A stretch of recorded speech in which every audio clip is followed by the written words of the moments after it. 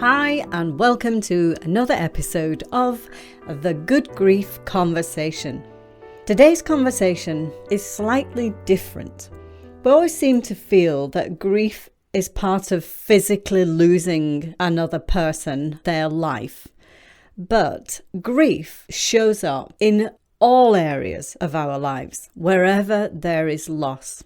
And one of the big losses of modern society is in relationships, and that is in divorce or the ending of a long-term relationship.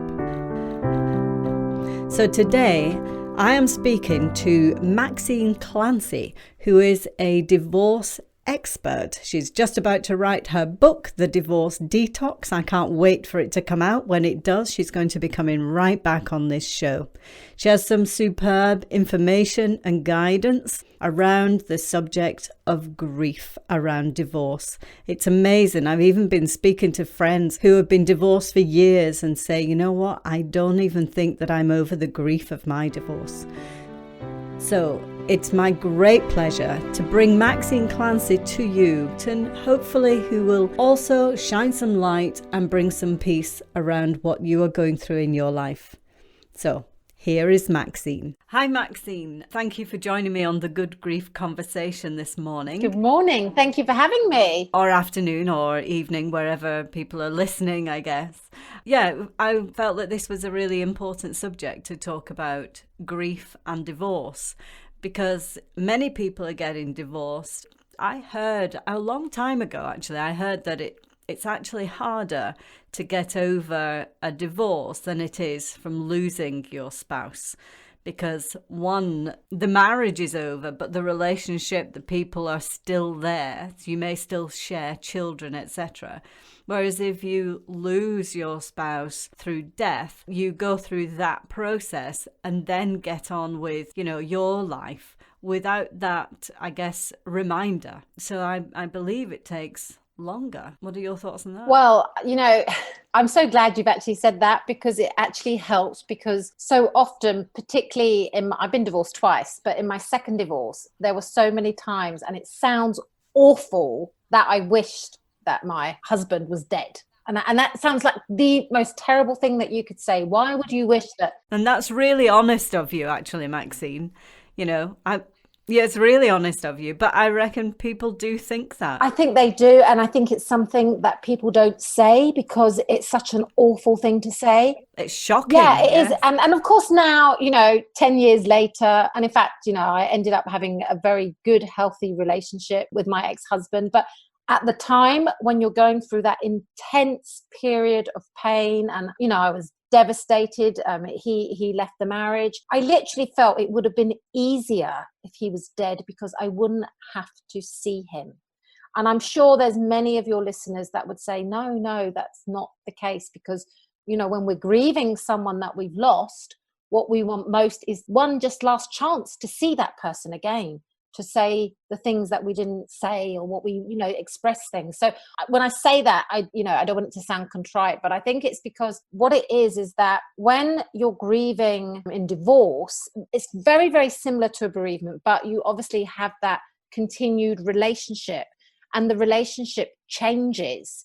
As, to be honest, the relationship changes when someone dies. You still have the relationship that you had, but any future relationship with that person, you no longer have. All those hopes and those dreams and those expectations and that sense of incompleteness is what we experience. And you're grieving that also. It's not that you're just grieving the person or grieving the marriage. There's grief for all that. I always think grief is like when you throw a pebble into a pond, it ripples out in so many different ways. Yeah, absolutely. Yeah. So it's a very difficult time. I think, in a lot of the work that I do, with people that are going through divorce, it's helping them to understand that the emotions of grief, of which it is experienced like a roller coaster. One day you can, be aware of appreciation and your love for someone. And then the next day you're sort of sinking right down, and you've got that anger and that despair and the frustration and that sense of hopelessness. It's really about helping people to navigate those deep, intense emotions and coming to a sense of completion around areas of the relationship that are incomplete. And also, if you can take, I think all experiences, so grief is up there on the top of the list, divorce is up there on the top of the list, like major redundancies, or all those life changes, they're really a catalyst, aren't they, for our own personal transformation. And how do we come back to a source of love within ourselves as a way of filling ourselves up? That's how I tend to look at it. I think you're right. And I think all grief, whether it's a loss of somebody because they've physically died, or it is a marriage, or it's the loss of your job, or, money, whatever, it throws up insecurities. It reveals your own personal weaknesses to you. And so as hard as grief is, it's not something that I think, oh, well, you should experience grief for this reason. But grief comes into our lives. You can't avoid it. But what I found is that it opens you up and gives you the opportunity, if you take it, to work on yourself and grow some more. Now, a lot of people don't take that opportunity and close it down, and then, just always want to go back to how things were. But if you do that with a relationship, you're just going to create the same relationship in future ones, would you say? Yeah, absolutely. Absolutely. So the way I look at it, it's interesting. You use the word weaknesses, and I was like, oh, that's interesting. I look at it, and it's probably the same thing, but just a different languaging. I look at it that grief, that bereavement, whatever it is in your life, it cracks you open. So in other words, it actually opens up our hearts. Yeah. And physically, we feel the pain of that. There's lots of spiritual traditions which will talk about why you experience the pain of, like, the physical pain of your heart cracking open, yeah. And that is so you can actually expand your consciousness in relation to love, yeah. So you have an expansion. Now, naturally, what we do is we close up, as you say, and we close up. And the reason we want to close up is because we have that, that self-preservation, that protection within us, that our ego is designed to keep us safe. And yet, so where you use the word weaknesses, if you actually look at it, that it's revealing everywhere within you that you don't love yourself, everywhere within you where you are limiting love. So most of the time what happens in divorce, and I would say the same in grief, is that people shut down, they close down, they don't express what they're feeling, or they're usually afraid to express, like they feel it, but they don't speak about it. They don't shout about it. They don't really go into the rawness of that. If people were to do that, yeah, it would reveal, as you said, weaknesses. It would reveal the parts that they need to evolve their consciousness around. So in other words, it would reveal to them maybe the wounds from childhood, the sense of isolation. And, I was working with a client yesterday. She'd had some coaching with me some time ago over a breakup. And she reached out to me and said, I need a couple of sessions with you. And when we got on the phone, it was all to do with the isolation, that what it really tapped into her, this isolation we're going to, COVID-19, is that she felt so alone. And that aloneness is what often we feel, in grief, which we can actually feel alone when we're in a relationship and with someone. Absolutely. Lonely in a crowd. Yeah. But that aloneness, what it did is when I sort of did a bit of work with her and we dropped beneath it and we said, so let's take that back. Where does that really stem from? It stemmed from a time in her childhood when her father went away. Yeah. And she had given a meaning to that was no longer serving her. So the way I look at it is everything that shows up is an opportunity that's revealing us the parts of ourselves that need to be healed, that need to be loved. And so we can open up and expand into love. And as a result of that, we actually have more love to give and to share, and we feel more complete within ourselves. And I think that grief cracks us open to see that. Horrible though it is actually, can be, and this is why I love what you're doing with the good grief, is that actually you can allow yourself to use grief, the grief that you're going through, like the life situation, because that's all really it is. It's a life situation. Yeah. I'm not belittling what it is, but it's a life situation that's a catalyst for your own growth and transformation. It's not only a life situation, it's a very powerful life situation. And when you talk about, we were just saying about how it rips you open. And depending on the grief and the severity of it, it can rip you wide open, blast you into pieces. But it's when it's open, you've to look at those places where you can grow. And let's face it, we both know this is not an easy path to take. It is easier to close it over and just carry on life, your daily routine, or a lot of people, rather than face it and walk through grief and address these wounds that have been revealed, will soften it by drinking, eating the wrong things, avoiding tactics, from drugs, food, whatever, and sex included in that avoidant tactic. But really the power is in going through it. That power to that greater love that you talk about is going through this. Yeah, and I think it comes to two things. Is I honestly believe we're not taught how to transform difficult emotions as we're growing up. So there's a skill set, isn't there, in learning and having emotional intelligence, emotional mastery.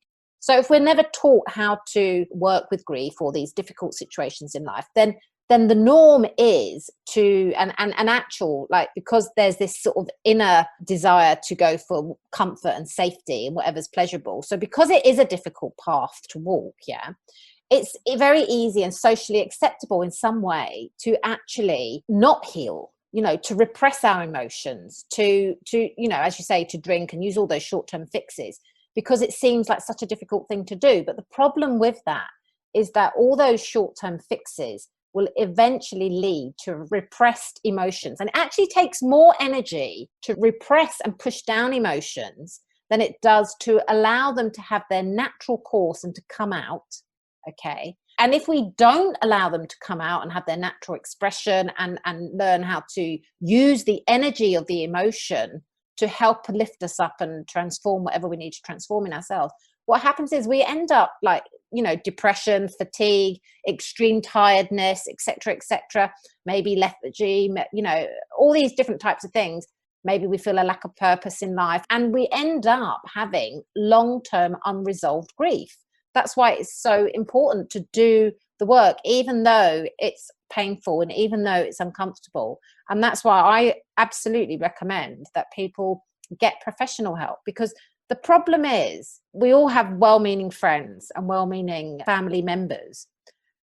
But the most common thing, and I think about my mum when I think about this, and I love my mum dearly and I'm lucky she's still alive, but the first thing it would be have a piece of cake and a cup of tea if you're upset, because most people don't like dealing or being present when somebody else is really upset or when someone else is in so much pain. Our natural thing is to want to fix it, to want to make it better, to soothe that person, to almost silence their grief, because we're uncomfortable with emotions, deep, intense emotions. We're uncomfortable with them. But I guess also what we want to do when we see a friend or family member or a loved one, or even our children, everyone who we have compassion for, we want to help to take that pain away. And you can't take someone else's pain away. That's been a massive lesson for me. And in fact, you're doing them a disservice, aren't you? You're actually doing someone a disservice. But it's absolutely right. I know myself, if my children come in and they're having, they're teenagers, they're having challenges at school, and you see their pain, it's natural to want to soothe it for them. But the real skill is learning to soothe ourselves. So in the divorce work I do, I teach my clients, to self-soothe, to listen to those emotions and witness them, like really see yourself. So like a typical thing that it would be, okay, what are you feeling? And then there's a surface, there's surface feelings. And then if you keep dropping down, you ask the same question, sweetheart, what are you feeling? What else are you feeling? What else are you feeling? You'll drop down from, say, anger to like sadness, to often in like grief, it's despair, hopelessness. And when the person gets down to that place, all the way through the layers, you get them to say, I can see that you're feeling this. Like you literally witness yourself, mirror back to yourself and acknowledge and validate your feelings. And this is what we're missing in society today. So often we do not get validated, and we need to validate that grief. It's very, very powerful when you do that.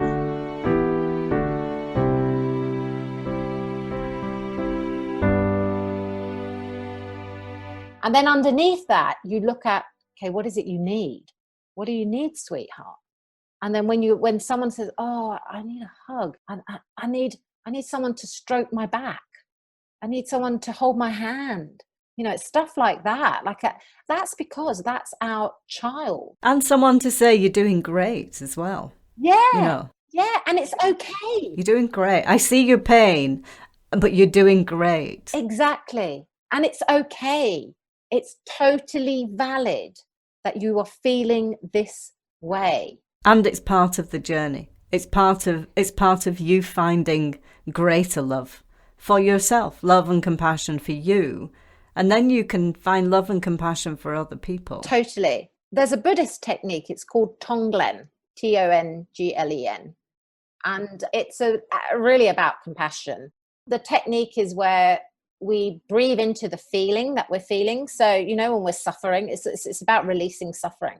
So when we're suffering and we're in pain and we're, sitting, and this is the thing, most people don't want to sit with their pain. So they maybe have a drink, or they have a coffee, or they numb out on TV. And I understand that, yeah. But if you sit with the pain actually just like it moves through you. It's like having a baby, like a contraction of a baby. Like it comes and it goes. It's like the wave on the beach, the waves on the beach coming in and out. If you sit with it and you breathe it in through your heart center, and then on the breathing out, you literally breathe it out with a blessing for yourself and others. And what it is it helping us to connect with the oneness that we all suffer at some level about something. Today, there's going to be, I don't know how many millions of people in the world suffering either the loss of someone because of COVID-19, or just because of other illnesses or an accident. There's loss, isn't there? There's suffering. Always. It exists all of the time. And you see, the thing is, there's that saying, and I don't know the source of the saying, but it's pain is inherent, but suffering is optional. So there is a period, particularly like around grief, where it's like, yes, that's painful. What you're going through is painful. And then it's like the suffering is part of the mind. Like, how long should I grieve for? How long should I be suffering for? And this is where people, I think, both in divorce and in bereavement, they come up against society norms. Is it okay? For you, with the work you do with the Happiness Millionaire, and you've got all these tools and resources. And what would society think if you were to suddenly use all those tools and resources, and they were to help you with that grief in such a way that you perhaps didn't look like you were grieving anymore? And that goes through my mind as well, because I'm not a year after losing Murray yet. And people say, oh, but you're still very much in the early stages. And you think, okay, well, does that mean that I should be miserable still? Have I not given myself enough misery time? Well, that's just silly. Murray doesn't want me to be miserable. My other children don't. And it's a bad example also, if that's not what you're really feeling. Because sometimes if you feel like from society that that's expected of you, maybe you'll turn the misery tap on just to pacify them. But if it's not the truth, you're not doing yourself a good service or the people who you love the most. Because after that, it doesn't really matter what other people think. I absolutely agree with you. And I do think it's a difficult one, because the egoic mind is going to be saying all sorts of things to you, all sorts of beliefs that have been instilled in you from very, very young. And I think it's important to let everybody know on here that whatever you do is right for you. It's most important that you're doing what's right for you. So everything that I'm talking about today is not the right way of doing it, but it's just offering a different perspective around it. And it's really interesting. One of my best friends, my bestest friend, committed suicide when I was, my daughter is now 15. So it was 2 weeks before she was born. So 15 years ago, she hung herself. And I do think it's really interesting around what your beliefs are about what happens next in helping one to transition grief. Yeah. So what I was aware of at the time was that, and I've often looked at this and thought, well, did I grieve her? Like, did I do it properly? Because there's a proper way, isn't there? did I do it the right way, the proper way? Did I, and it was really interesting because you see, I have a very strong spiritual belief that when we die, we go back to source. Yeah. So in other words, we are pure consciousness. Like we're already pure consciousness. We're energy. So whenever anybody dies, literally their form, the physical body no longer is available, but their form is still here. So I believe I see her in butterflies. I see her all the time. I hear her. She came to visit me. She sat on the end of my bed.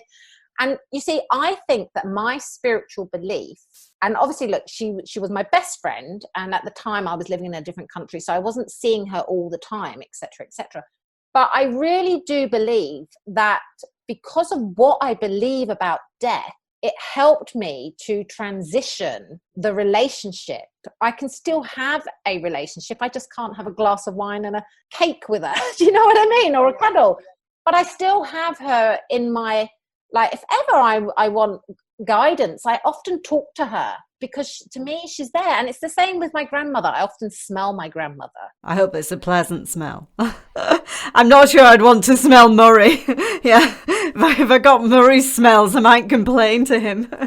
Yeah, but you that's the thing though, isn't it? Like, so I do think that if we have a belief system that supports death, and I think this is where it goes into a lot of the traditions, and I don't know a lot about the traditions. I know the Jewish tradition is to sit shiva, they call it, where people come and they sit with the body, and I've seen that. There's a fantastic movie about that, which I'll find the title. But I think like some of these traditions, the old traditions, and some of the beliefs, like the Hindus and these spiritual, they really can support us in the grieving process and in the letting go process. But I'm just sort of coming back onto divorce, actually, now that you've said that there are traditions for a grieving process. There are no traditions for a grieving process of a divorce. So you're left like trying to figure things out, not really knowing, and then that grief becomes very individual, as opposed to being able to have rituals, or even, as you were just saying, where they saw the person, it's the body that's gone, that you still sense the spirit. So you still feel that you can have some kind of dialogue. But in divorce, you can't. And the only dialogue with the other person is usually filled with anger and, and all that. And so that needs altering. So what might we do with that one? What can we offer people with that? Yeah, I think you've hit on something really important there about that there is, generally not a tradition to end the marriage. So I work with people on conscious divorce, like conscious loving divorce, because the reason you want to heal your divorce, your breakup, your long-term relationship, whatever that is that the quality of your next relationship is going to be based on how well you ended your last relationship. So if you don't end it very well, and you've got festering resentments, anger, incompletions around the relationship, and you haven't really fully grieved, then what will happen? You will carry that into your next relationship, and it will affect your ability to have a fulfilling, happy relationship. So one of the things, and it goes back to what meanings are you giving to that divorce? Like, if you are stuck in it's my fault, there's a lot of shame, there's a lot of, self-recrimination, you felt you could have done better, or if you've been betrayed, so, if there's been affairs and stuff like that. If your meaning that you're giving to it is that it's either just their fault and you're putting all the blame on the other person, nothing is ever 100% somebody else's fault. There's always two people in a so what it's about is finding that self-empowerment in that process through taking responsibility for the part you played. So how did I contribute to the breakdown? How did I show up in ways where maybe I wasn't fully myself in the relationship? What did I expect from my partner that I wasn't giving to myself or doing for myself? I was unconsciously, I wasn't aware of it, but I was a victim in it. So it's really helpful when I take people through like a conscious divorce process. We're looking at, first of all, emotional empowerment. So how do we deal with difficult emotions? How do we get back to our core and our center? Which is compassion, isn't it? At the core and the center is compassion. Yeah, compassion and love. It is, love and compassion. Which is thin on the ground when there's divorce. It often is, yeah. It often is. Often. Not No, every time. not Like, every yeah, time. like you said, not every time. Because sometimes it's quite a loving thing to do to get divorced. If you know that you're in that marriage and you're not fully present in that marriage, you may think this isn't fair to this other person. This other person who I do love could possibly find someone who maybe loves them better than I do, or in a way that they want to be loved that I can't show up for. So that's about open communication then. So that can be the case, but often I've been divorced twice, but my first husband, I left the marriage because he changed his mind about having children. And also we just really I'd been trained as a psychotherapist, and we'd grown in very different paths. And it was the kind thing to do, to actually divorce him. At the time, he did not see that like that. Had he have had a divorce coach, there weren't any divorce coaches then, but had he have had a divorce coach, might have helped him to get that new perspective. So, it's what is your perspective? How are you looking at this situation? And eventually I set an intention. He's going to be my very good friend, Paul, and we became very good friends. And he went on to have a family with someone else, actually, funny enough. And he said having his daughter was the best thing that ever happened to him. So, that was a gift. Now he can see the gift. Yeah. With my second husband, he left me. And if you'd have spoken to me, certainly 7 years ago, so 3 years up, in the first 3 years, I would still have wanted really to try and make that relationship work because I was so in love with him. But now when I look at my life and how amazing my life is, and I've recently got engaged, and I had the most wonderful relationship with a very different type of relationship, but really wonderful for the stage of life that I'm in now. And I sound really old when I say that, but I'm not having children, so yeah, I know I'm actually quite young. But what I mean is, he's just the most amazing partner for me. And I did not think that I was going to find love again. I was really challenged. I was like, well, I've had 2 loves in my life, and really good loves, and I'm never going to get a third one.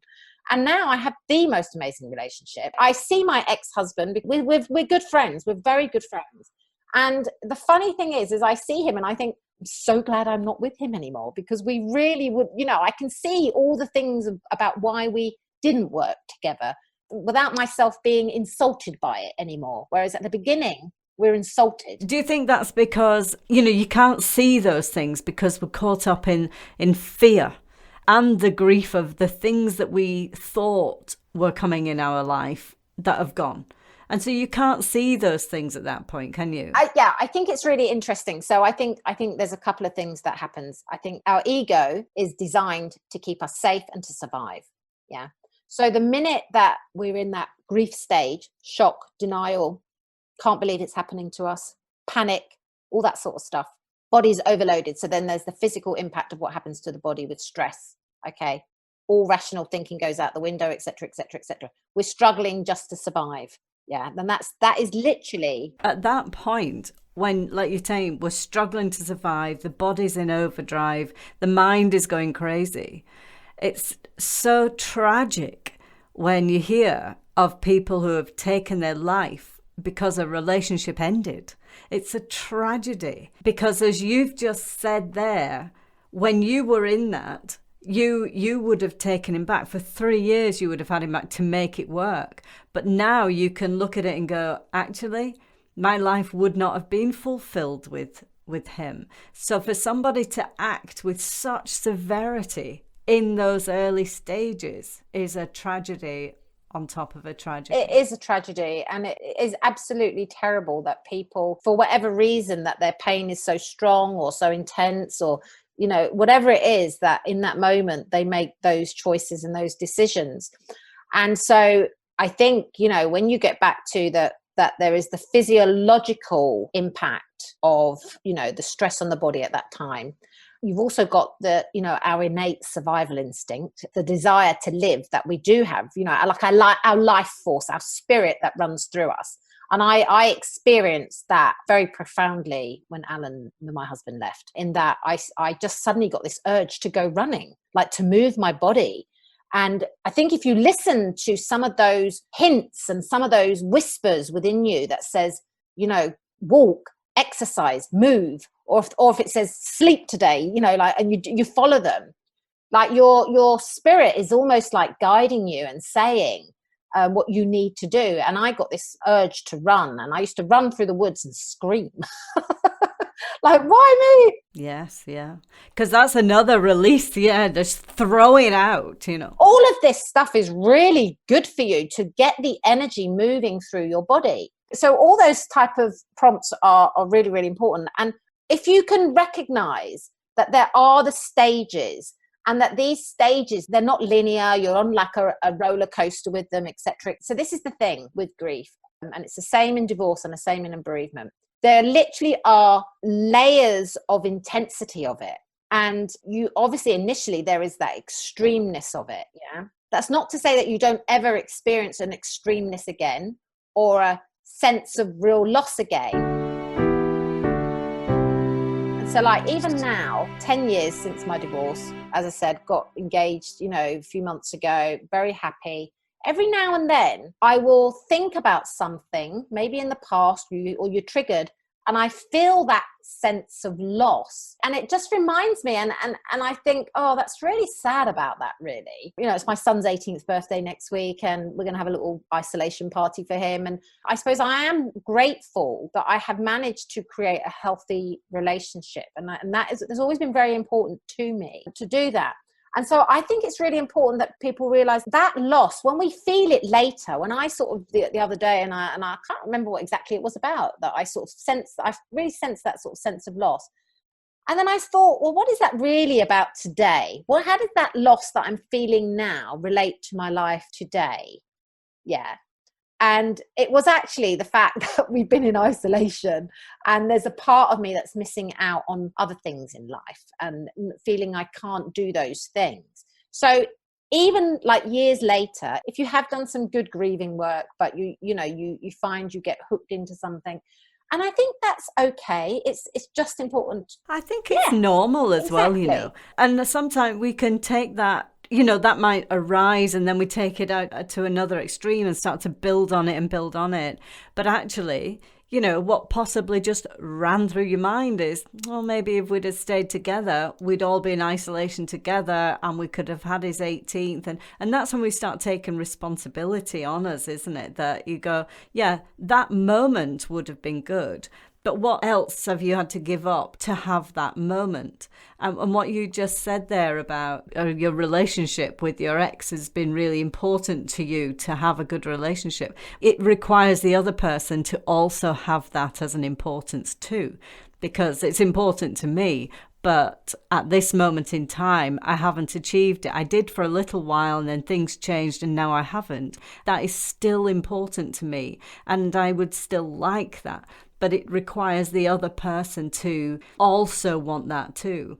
And if that doesn't happen, then you just have to have respect for the other person and say, well, that is how it is. We'll work with this then, we'll make this work. I'm a firm believer in the metaphysical and doing metaphysical work on relationships. So when my first divorce happened, my husband at the time was extremely angry, like passive aggressive, nasty. And it would have been easy for me to just go, yeah, exactly. And I decided, he's my good friend Paul, and I only ever spoke with him and referred to him as my good friend Paul. Like literally, if any one of my family members said anything, I just decided, and I'm going to continue to send him love. When I think of him, I'm going to send him good vibes. And I did some few techniques around, the relationship, in the way I visualized him. He became my good friend. Like literally, he came and stayed with me and my second husband and our 2 children. So there is the metaphysical side of things. When someone in your life is refusing to, and I'm not saying it's going to happen miraculously the next day, it's a period of time. But if you continuously take the energy, you send out that good energy, you maybe visualize the relationship, you do some healing, some honoponopono, I love you, thank you, please forgive me, that foresaying thing. There are techniques that you can do that will change the relationship metaphysically, because what will happen is you will let go of the energetic charge you have around that person. And so when that person does their thing, which could be whatever it is, you just don't have a charge around it. And so all resistance drops. So what happens when resistance drops? Yeah, you just are able to let go of stuff, and the flow, like the energy, everything flows differently. And it's the same in grief. When we're talking about the resistance to grieving, if we just let go of that resistance and allow ourselves to feel in the moment, and most of the time we don't, because we've got to get up and we've got to go work, we've got to look after our kids, or we've got to do this, or we've got all these pressures. So we hold in our grief and we don't allow it to move through us. If you just let it move through you. Or push it under the carpet. Quite often, certainly in divorce, quite often it's just pushed under the carpet. No, not going to give that any more of my time. It's done. But actually, it's asking for your time. It's asking for your healing and your love. Absolutely. And that's the thing, you see. So for me, I use a phrase, and it's like, you've got to love yourself more than ever before. So when you're in any type of grief, divorce process, separation, loss, that is when you have to up your levels of love. Like, you got to literally raise your consciousness so much higher than it has been for any time. You put yourself in a higher structure. And that's, if anyone likes reading, if you read the book Power versus Force, where he talks about, it's Dr. Hawkins, and he talks about the consciousness of emotions. And he has a scale of 0 to 1,000.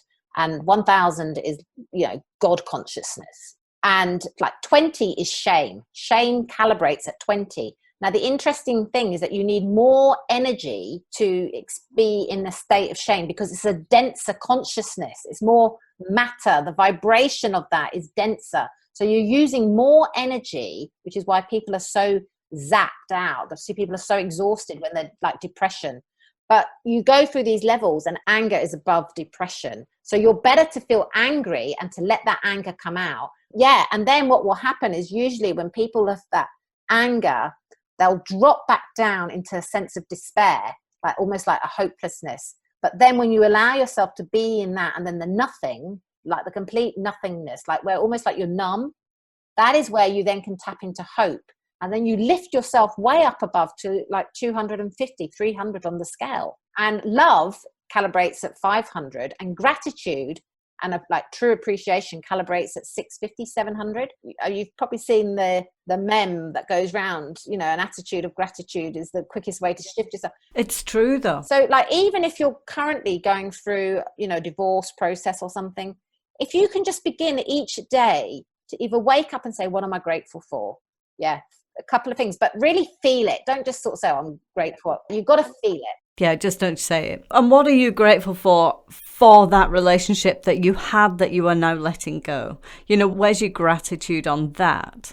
And that'll bring healing. With Murray, realizing the depth of the pain and the loss, actually very, very early on, because I know the power of gratitude very early on. Now, I could have looked at it completely different, and I probably would still be in the state of despair. Because, there's another side to that that's very dark and raw and just not a nice place to be. So, but that's the... If you focus on the not nice place to be, you can stay there for a very, very long time. And I'm sorry, but life is short. I totally agree.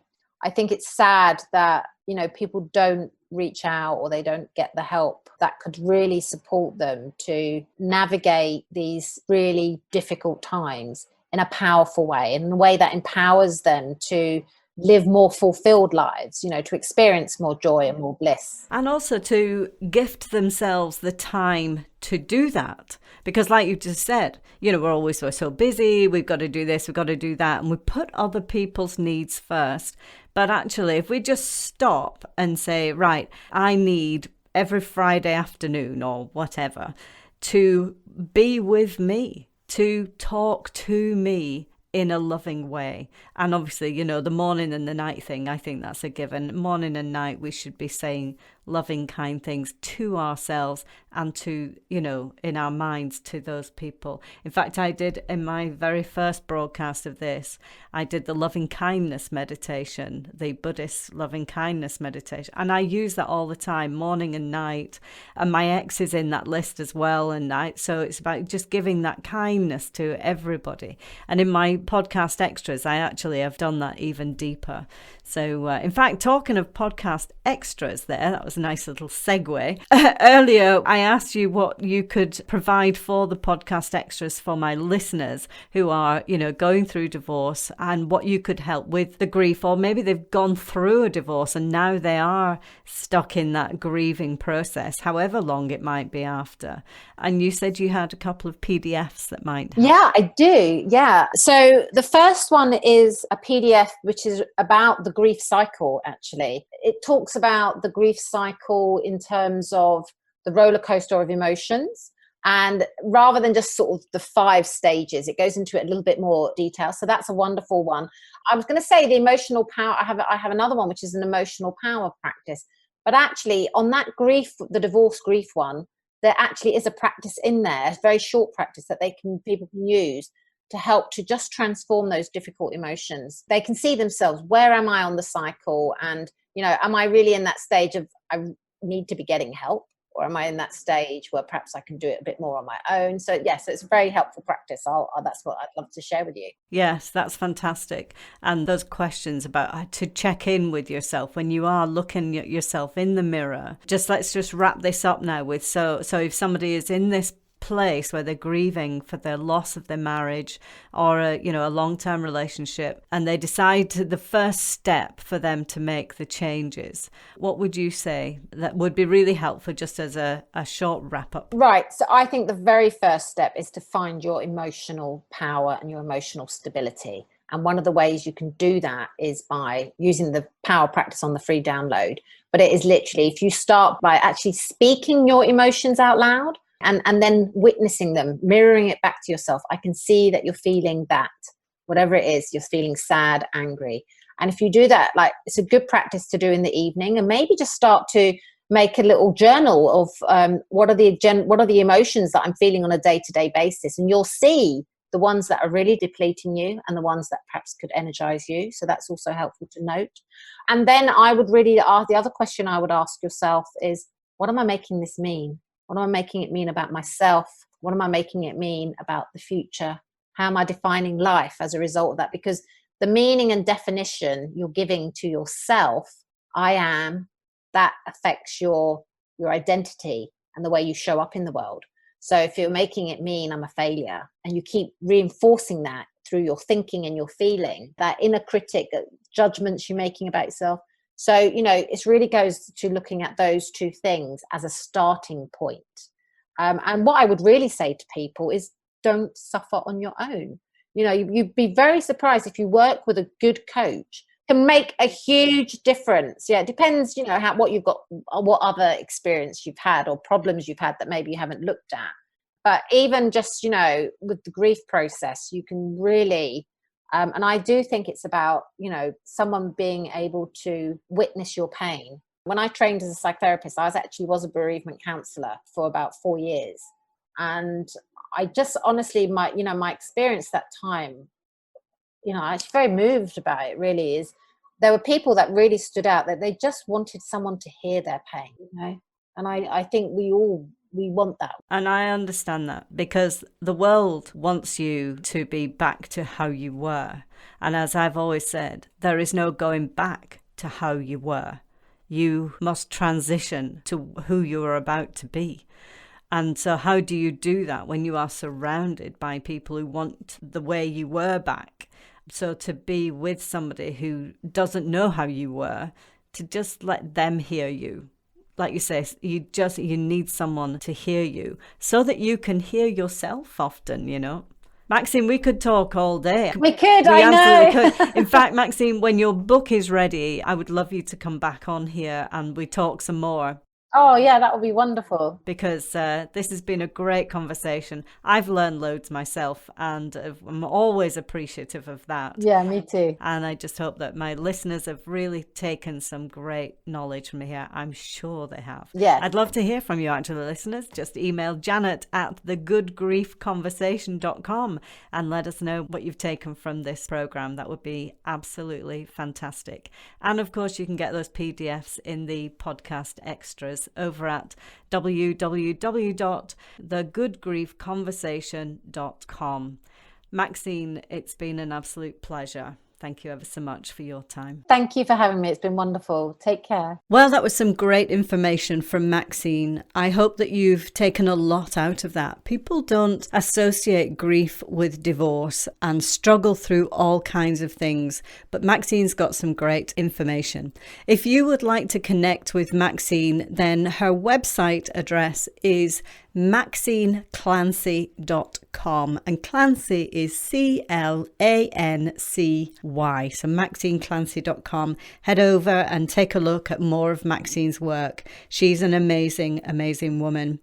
And don't forget, there's also the extra gifts that are in the podcast extras. So Maxine's got those extra 2 PDFs that will help you. You can get to work on certain things right now. Just go to www.thegoodgriefconversation.com. And if you scroll down, or I think on the computer it's side by side, but on your phone it's a scroll down, and you'll see a yellow button that you want more information about the podcast extras. And of course there's lots of information there from my other amazing guests too. Now, if you would like to support my work, then there are a few things that you could do. Number 1 is tell all your friends and share this content with them. If you know anybody who's going through similar problems, then, this would be a gift to them. So share this information with people. And of course, you can join us on all the social media. Give us some of your love, your likes and your hearts. And that would be on Instagram. It is instagram.com/thegoodgriefconversation. And the same on Facebook. So it's facebook.com/thegoodgriefconversation. And if you would like to support my work financially, then I've put together a couple of options on the podcast extras. For the price of a paperback book, you can sign up, or the price of a hardback book, you can sign up. All depends on what your position is. And of course, it's really important that people can get access to this information, even if they can't afford to. So there is a free option there too. But your support would help me to get this information to more and more people and to continue to create this amazing content. So this is Janet Jones on the Good Grief Conversation here on UK Health Radio. It's been my absolute pleasure to bring Maxine to you, and I look forward to speaking to you next week. But before I go, I would also like to just say a couple of thank yous. A special thank you to John Medcalf, who does the sound for me. I don't really think that he knew what he was getting into. And my lovely friend Teo for this fabulous music that we get to listen. He's written it specially for this program. So special thanks. Amazing. I will speak to you all next week. I'm Janet Jones, your host on the Good Grief Conversation here on UK Health Radio. Bye for now.